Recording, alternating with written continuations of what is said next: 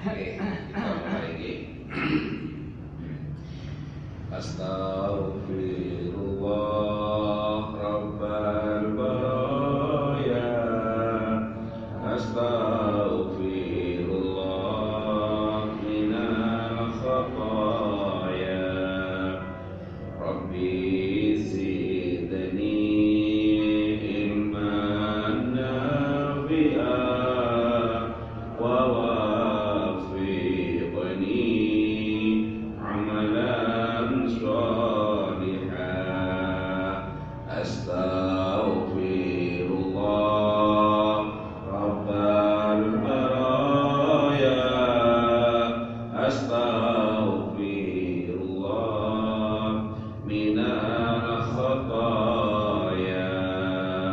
Rabbi zidni ilman nafi'an wa wafiqni amalan sholihan. Alhamdulillah. Bismillahirrahmanirrahim. Assalamualaikum warahmatullahi ta'ala wabarakatuh. Alhamdulillah malikil alam, hamdan yuwafi ni'amahu wa anwa'an ni'am. Wassalatu wassalamu ala habibis salam, dalilil khair fi judil zalam, wa ala alihi wa sahbihi kiram, amma ba'du. Rabbi shrah li sadri wa yassir li amri wahlul 'uqdatam min lisani yafqahu qawli. Bapak Ibu, saudara-saudara hadirin sekalian yang dirahmati Allah, patut kiranya kita bersyukur kepada Allah karena kali ini kembali kita ditakdirkan oleh Allah untuk bersama-sama berada dalam satu majelis, yakni majelis taklim yang berada di tempat yang penuh mubarakah ini, yakni di rumahnya Allah atau di masjid. Masjid disebut sebagai rumah Allah bukan berarti Allah itu bertempat tinggal di masjid, karena Allah tidak terikat dengan ruang dan waktu dan tempat. Tapi maksudnya adalah kita masuk ke masjid ini adalah hanya urusan dengan Allah. Kita beribadah kepada Allah di masjid. Masjid adalah tempat umat Islam untuk menghadap kehadiran Allah. Salah satunya adalah melaksanakan ibadah sholat. Alhamdulillah kita sudah selesai melaksanakan sholat subuh, salah satu amalan yang menjadi perintah wajib dari Allah. Dan alhamdulillah pada pagi ini kita bisa melaksanakan perintah Allah, yakni sholat subuh dengan berjamaah. Mudah-mudahan kita diberi kekuatan lahir batin, semangat serta sikap yang istiqomah untuk selalu bisa melaksanakan sholat dengan berjamaah.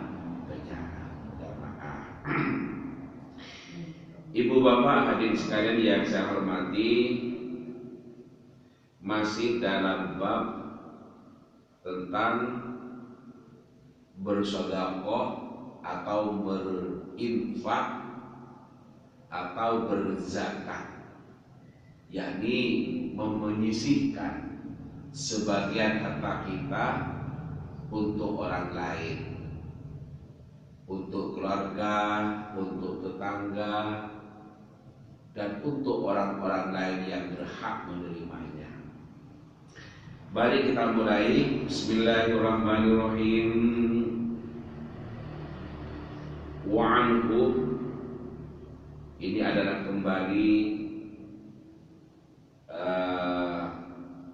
domirnya kepada hadis yang sebelumnya.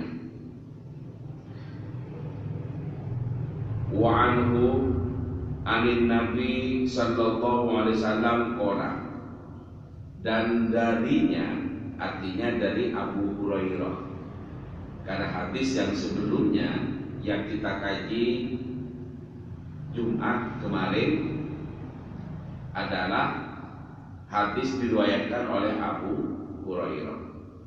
Maka merujuk pada dhamir yang sebelumnya, berarti hadis ini juga diriwayatkan oleh Abu Hurairah. Dari Abu Hurairah, Nabi Shallallahu Alaihi Wasallam qala, beliau bersabda. Apa sabda Rasulullah? Beliau menyebutkan al-yadul ulya khairum minal yadis sufla wabda biman ta'ul wa khairus sadaqati ma kana amdoh ri'awina ma kana amdoh ri'wina wa man yasta'fif yu'iffuhu Allahu wa man yastawni yunihillahu. Ruwahul Bukhari. Qala, Rasulullah bersabda, al-yadul ulya, adapun tangan yang di atas, khairun, adalah lebih baik, minal yadis sufla, dari tangan yang di bawah. Wabda biman ta'ul, wabda, dan dahulukanlah, biman ta'ul, orang yang menjadi tanggunganmu. Wa khairus shadaqati, dan sebaik-baik sedekah, maka na'am dhuhrina, adalah sedekah yang diberikan oleh orang yang mempunyai kelebihan. Wa may yasta'fif, dan barang siapa yang menjaga kehormatan, yu'iffuhullahu, wa may yastawni yunihillahu, wa may yastafir, dan barang siapa atau siapa saja, yu'iffuhullah, wa may, barang siapa atau siapa saja yang menjaga kehormatan dirinya, yu'iffuhullahu, maka Allah akan menjaga kehormatannya. Wa may yastawni, dan barang siapa atau siapa saja yang merasa dirinya cukup, yunihillahu, maka Allah akan mencukupinya.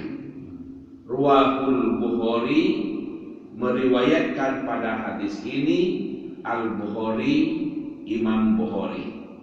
Berarti status hadis ini adalah sahih.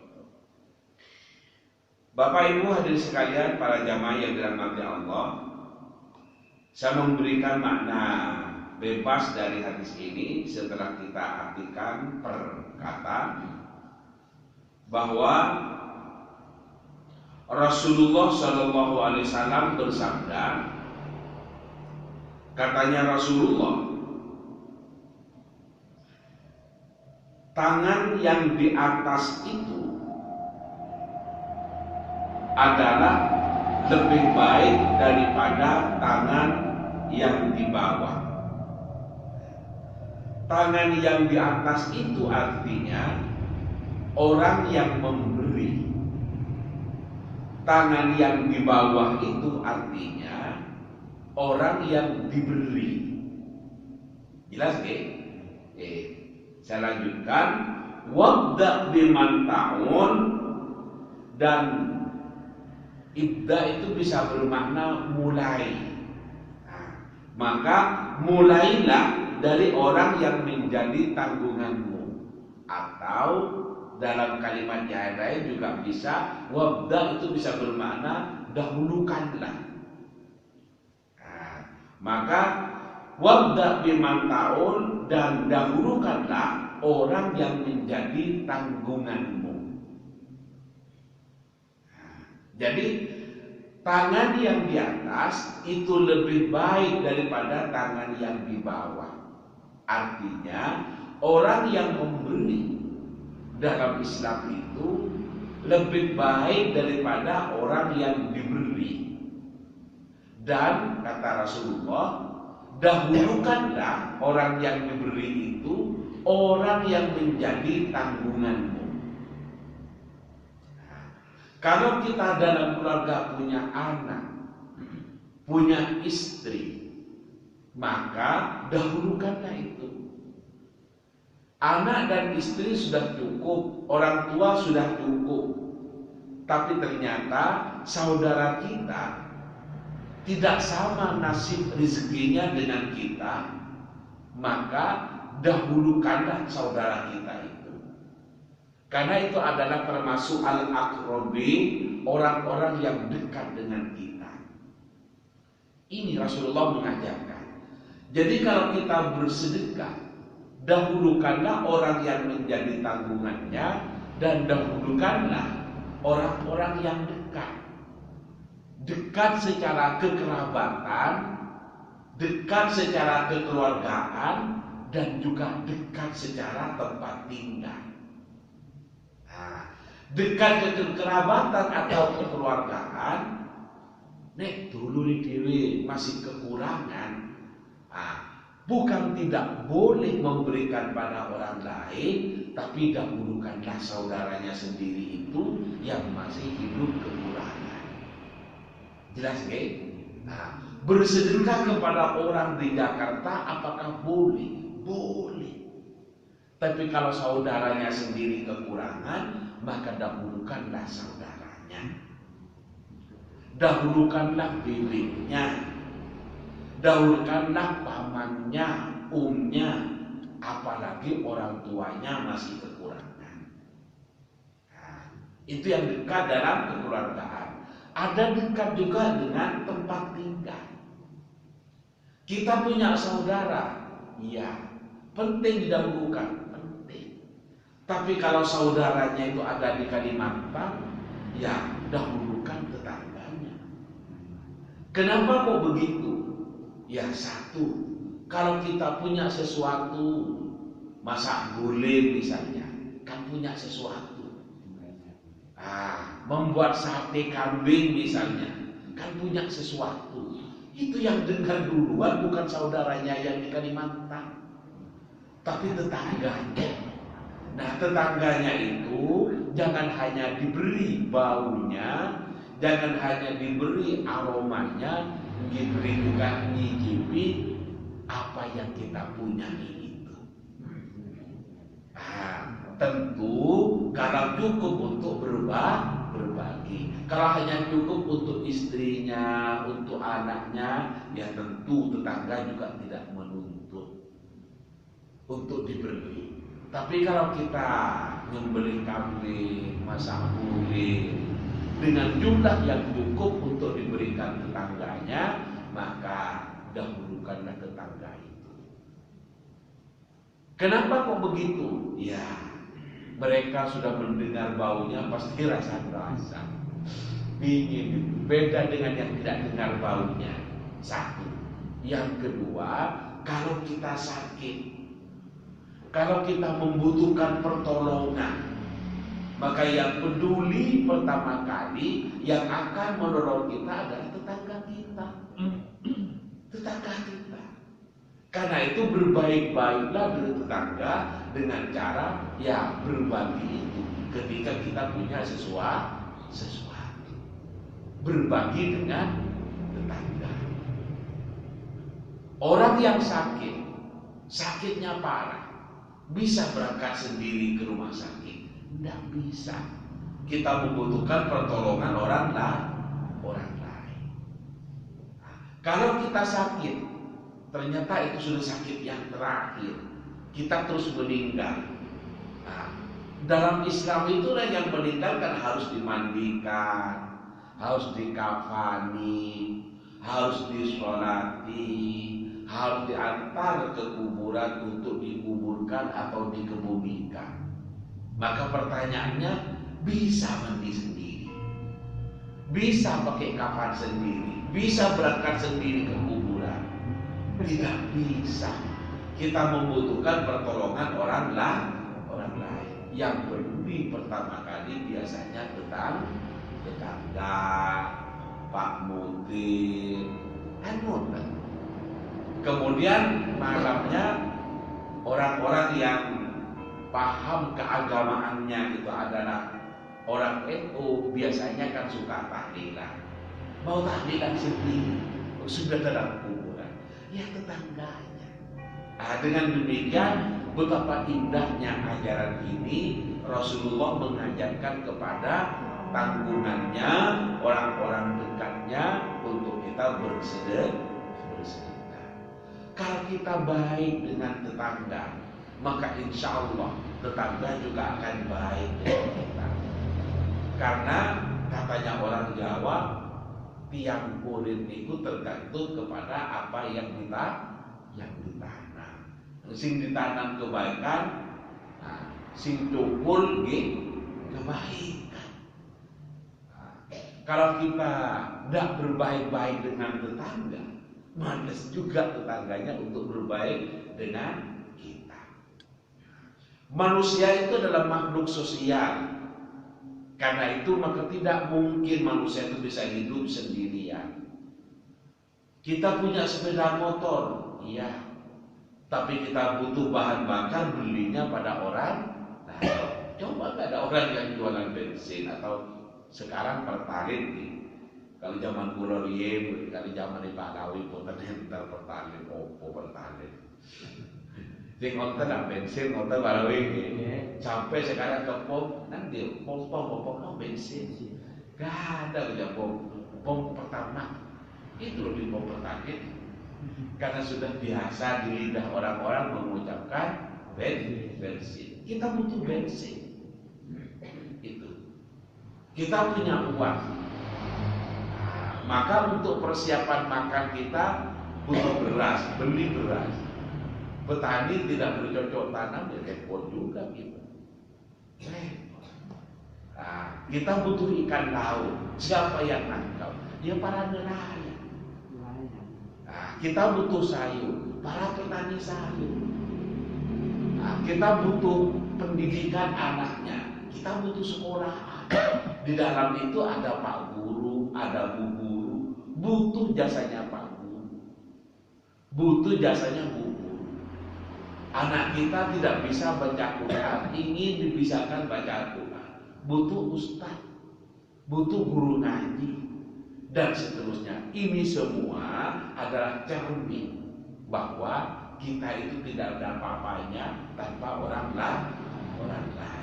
Karena itu, ayo saling menghargai kepada orang lain, ayo saling bersikap baik pada orang lain dengan cara ada semangat berbagi ketika memiliki kelebihan rezeki. Kalau rezekinya hanya cukup untuk anaknya, ya sudah, berikan saja kepada anaknya. Tapi kalau cukup dengan tetangganya, ya beri.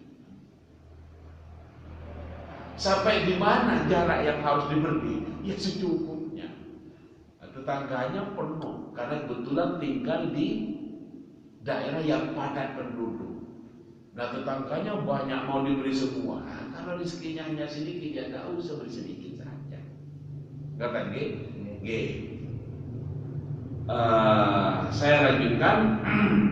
Wabda 5 tahun, mulailah dari tanggungannya atau dahulukanlah orang yang menjadi tanggunganmu, kata Rasulullah.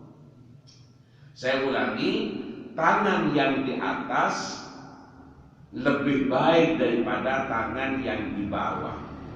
Saya jelaskan tadi, tangan yang di atas adalah orang yang memberi dan tangan yang di bawah adalah orang yang diberi. Wabda biman ta'ul, dan dahulukanlah orang yang menjadi tanggungannya. Oke, saya lanjutkan. Wa khairus shadaqati ma kana an dhuhri ghina. Sebaik-baik sedekah adalah sedekah yang diberikan oleh orang yang mempunyai kelebihan. Jadi kalau kita tidak ada barang lebihnya, saya katakan tadi, saya ulangi, hanya cukup untuk istri dan anaknya, tidak usah. Tetapi apakah tidak boleh? Karena hanya cukup untuk keluarga itu berbagi pada orang lain, ya boleh. Ada sebuah kisah tentang Lebaran. Kita sudah selesai merayakan Lebaran Idul Fitri, dan insya Allah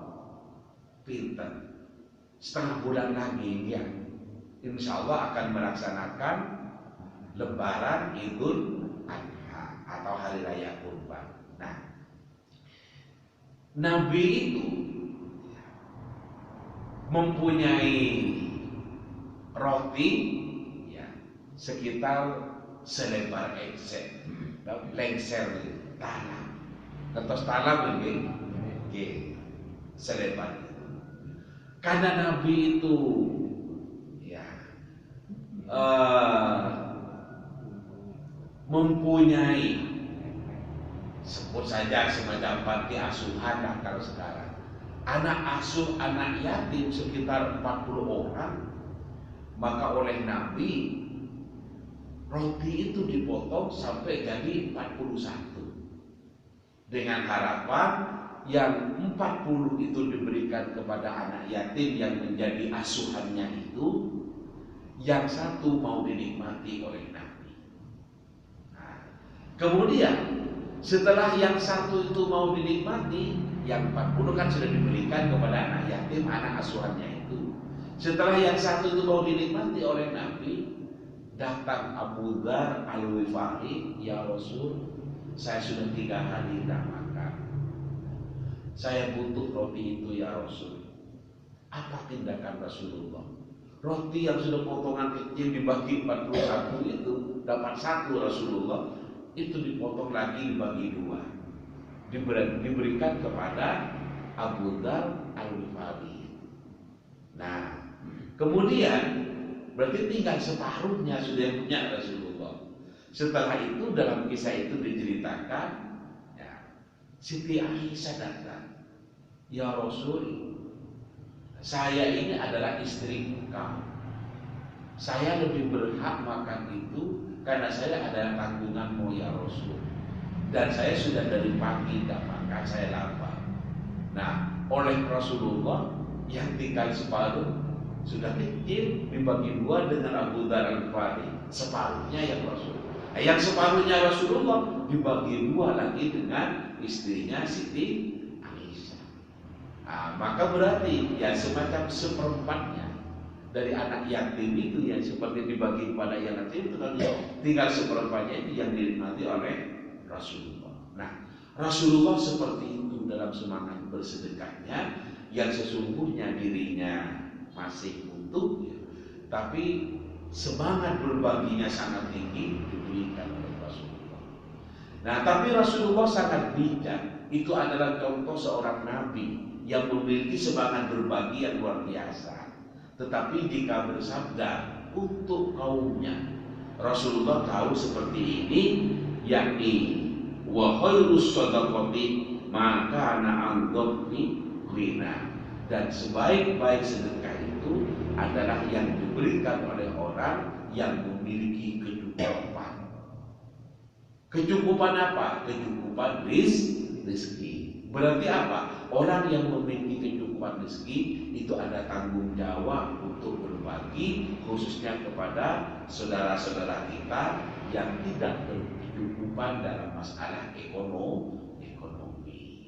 Saya lanjutkan, wa may yasta'fif yu'iffuhullah wa may yastawni yunihillah. Siapa saja yang menjaga kehormatan dirinya, maka Allah akan menjaga kehormatannya. Dan barang siapa atau siapa saja yang merasa dirinya cukup, maka Allah akan mencukupinya. Kalau saya kaitkan dengan contoh Rasulullah tadi, maka Rasulullah kebagian roti yang sekian itu, yang sesungguhnya sangat kecil itu, beliau merasa cukup. Katanya Nabi, barang siapa yang merasa cukup, maka Allah akan senantiasa mencukupinya. Ini. Ada orang yang dalam hidupnya itu mengeluh saja, seolah-olah tidak pernah sempurna rezekinya, seolah-olah selalu kurang, mengeluh saja. Ini adalah dikoreksi oleh Rasulullah. Kita tidak boleh seperti itu. Kita harus merasa cukup. Dan orang itu yang selalu merasa cukup, maka akan dicukupkan hidupnya. Karena itu orang Jawa juga sering bilang, aku lo gak duwe apa-apa. Sebelah ngomong, ojo muni ngono. Engko ono malaikat lewat, kon gak duwe apa-apa temenan, repot kon. Kan banyak orang tua dulu itu mengatakan seperti itu. Kali aku gak ngerti apa-apa, gak duwe apa-apa, ojo muni ngono. Nek saiki kakek yo gak apa-apa. Tapi ojo ngomong gak duwe apa-apa. Kau dicampur rezekimu gak duwe apa-apa temenan kon. Astagfirullah, astagfirullah. Iya, aku gak salah. Orang yang selalu merasa cukup akan dicukupkan oleh Allah. Orang yang selalu merasa kurang ya dikurangkan oleh Allah. Karena itu maka apapun kondisinya, apapun keberadaannya, syukuri. Saya tinggalnya di mana? Saya tinggal di Merjosari. Ya alhamdulillah, Allah sudah memberikan rezeki yang cukup. Saya tinggal di rumahnya sendiri. Saya bahagia bersama anak dan istri. Merasa cukup, semakin dicukupkan oleh Allah. Nah sebaliknya, orang udah lebih di Merjosari ini, kok mahele, rumah itu kok kandang, kok aku itu. Ya Allah, merasa kurang. Itu sudah punya rumah. Kalau yang punya rumah masih merasa seperti itu, apalagi yang tidak punya rumah. Dalam hadis ini adalah barang siapa yang merasa cukup, maka akan senantiasa dicukupkan oleh Allah. Karena itu ayo perasaan kita munculkan rasa cukup, sehingga bisa muncul juga rasa syukur. Kalau yang dimunculkan rasa kurang, maka kita akan mengeluh terus. Yang dilihat, yang dibandingkan adalah orang yang lebih kaya, maka terus tidak akan pernah bersyukur. Coba orang yang cantik, lihat orang yang tidak cantik, kan bersyukur. Yang tidak cantik, coba lihat orang yang cacat. Aku masih gak cantik, aku sehat, badanku lengkap, mau lompat aku bisa, mau megang aku bisa, karena fisikku lengkap. Ini kan bersyukur. Orang yang tidak cantik kemudian mengeluh karena merasa kurang cantik, ini tidak akan pernah syukur. Nah iyo pangeran iki mentoloi ke wajah kaya aku iki. Wajah kok rezeki opo. Enggak ada syukurnya. Enggak ada syukurnya. Karena itu munculkan rasa cukup itu, maka akan hadir rasa syukur. Nah, dalam hadis ini, barang siapa yang dirinya merasa cukup, maka Allah akan mencukupi kehidupannya kepada orang tersebut. Demikian juga sebaliknya, orang yang merasa tidak cukup terus mengeluh terus, ya akan selalu kekurangan. Barang siapa yang menjaga kehormatannya, maka Allah akan senantiasa menjaga pada kehormatan orang itu. Karena itulah, ayo kita selalu bersyukur. Punya istri, mungkin saja tidak sepenuhnya cocok kepribadiannya kepada kita. Tapi kalau kita selalu bersyukur, maka kita akan berkata, alhamdulillah, saya punya istri, ketimbang tetangga saya umurnya segitu sudah gak ada yang ngeladeni, gak punya istri, apa-apa diurus sendiri. Nah, ini kan kita menjadi bersyukur akhirnya. Ngeroweng titik, ngomel titik, masih lumayan. Kalau saya butuh air panas dibuatkan oleh istri, alhamdulillah. Nah, itu istri mau ngomel terus, ya gimana orang yang sempurna, baik dirinya, tidak baik itunya. Kan gitu, disyukuri. Nah, ketimbang kita sendirian, repot. Noleh tidak ada yang menemani. Kan gitu. Apalagi sudah umur 80, mau nikah lagi, senjatanya sudah gak bisa diandalkan. Aduh, padahal orang perempuan yang menikah, ya juga butuh pelindung, dia juga butuh senjata, gak ada senjatanya. Katanya orang perempuan kecil, repot. Umur sudah 80, istri meninggal, mau menikah lagi, sungkan dengan cucu. Walaupun tidak sungkan dengan cucu, hidup sudah gak bisa diandalkan. Apa-apanya sudah lemes semua. Maka kita punya istri, syukur. Yang perempuan juga begitu, punya suami agak nakal-nakal sedikit, ya namanya manusia, kadang tidak selamanya baik. Ya agak nakal sedikit, ya alhamdulillah masih punya suami. Nah kalau pas nakal, saya ingatkan biar gak jadi suami nakal. Kan capek ngingatin suami terus. Ya enggak, kalau saya ngingatin suami, itu akan menjadi lahan ibadah bagi saya. Mudah-mudahan saya mengingatkan suami itu mendapatkan pahala, karena itu adalah ibadah bagi saya. Kan bagus. Jadi dalam hadis ini adalah menyebutkan wa may yasta'fif yu'ifullahu wa may yastaghni yurihillah. Barang siapa yang menjaga kehormatan dirinya, maka Allah akan menjaga kehormatannya. Dan barang siapa yang selalu merasa cukup pada dirinya, maka Allah akan mencukupinya. Karena itu ayo kita syukuri dan syukuri. Kita bisa ke masjid, alhamdulillah. Betapa banyak saudara kita yang diuji oleh Allah dengan sakit, sehingga tidak bisa ke masjid. Ada yang sakit stroke, ada yang sakit macam-macam dah. Mereka ingin ke masjid, tetapi tidak bisa karena diuji oleh Allah sedang menderita sakit. Nah, syukur kita, ya kita datang ke masjid.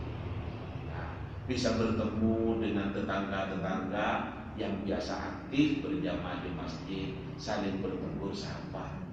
Orang-orang kayak gitu itu saling bersapa, saling itu bisa menambah imun kita. Nopo imun itu menjaga kesehatan kita. Tubuh manusia itu kan ada imunitas, ada kekebalan, ada kesehatan. Nah, kita saling ketemu, saling senyum, saling salin, itu bisa meningkatkan, katanya dokter, bisa meningkatkan imunitas tubuh kita. Karena itu ya mumpung masih sempat, mumpung masih sehat, ayo kita datang ke masjid. Apalagi di masjid ya berzikir, bersolawat, sholat, ngaji, maka insya Allah kita akan menjadi semakin utama dalam kehidupan kita. Kita akan menjadi semakin bermanfaat umur kita. Ngerti? Ibu bapak hadirin sekalian yang saya hormati, barangkali itu saja yang bisa saya sampaikan dalam kesempatan kali ini. Mari kita di penghujung ngaji ini bersama-sama kita berdoa.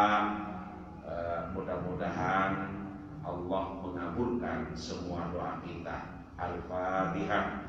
A'udzubillahi minasyaitonirrajim. Bismillahirrahmanirrahim. Alhamdulillahirabbil alamin arrahmanirrahim. Yaumiddin. Iyyaka na'budu wa iyyaka nasta'in. Ihdinas siratal mustaqim.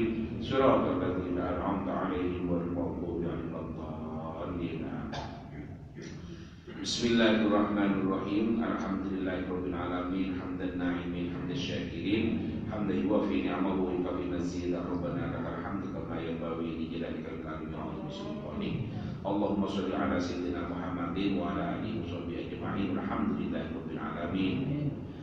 Allahumma rabbana anzil alaina ma'inta minas sama' fakun lana 'inda awlina wa akhirina wa warzuqna wa anta khairur raziqin.